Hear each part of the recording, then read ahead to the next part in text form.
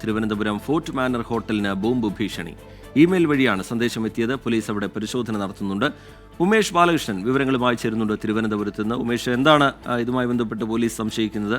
വിവരങ്ങൾ എന്താണ്?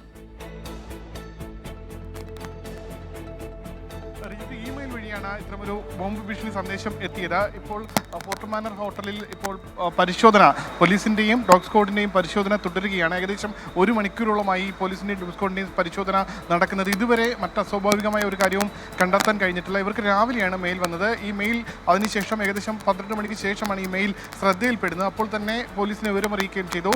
മെയിലിൽ പറയുന്നത് മനുഷ്യ ബോംബ് വെച്ച് ഹോട്ടൽ തകർക്കുമെന്നുള്ളതാണ് പറയുന്നത്. എന്തായാലും പരിശോധന തുടരുന്നുണ്ട്. ഇപ്പോഴും അസ്വാഭാവികമായി ഒന്നും കണ്ടെത്തിയിട്ടില്ല. ഇന്നിപ്പോൾ ഇവിടെ ഒരു എൻഗേജ്മെന്റ് ചടങ്ങ് നടക്കുന്നുണ്ട്. ഇനി അതുമായി എന്തെങ്കിലും ബന്ധമുണ്ടോ എന്നുള്ള കാര്യവും പോലീസ് പരിശോധിക്കുന്നുണ്ട്. എന്തായാലും നിലവിൽ അസ്വാഭാവികമായ ഒന്നും ഈ ഹോട്ടലിൽ നിന്ന് കണ്ടെത്തിയിട്ടില്ല. റജിത്ത്, ശരി. ഉമേഷ് ബാലകൃഷ്ണൻ ആ ഹോട്ടലിൽ നിന്ന് വിവരങ്ങൾ പങ്കുവെക്കുകയായിരുന്നു. തിരുവനന്തപുരം ഫോർട്ട് മാനർ ഹോട്ടലിനാണ് ബോംബ് ഭീഷണി എത്തിയിരിക്കുന്നത്. ഇമെയിൽ വഴിയാണ് ആ സന്ദേശം എത്തിയത്. അതിന് പിന്നാലെയാണ് ഇപ്പോഴവിടെ പോലീസിന്റെ പരിശോധന നടക്കുന്നത്.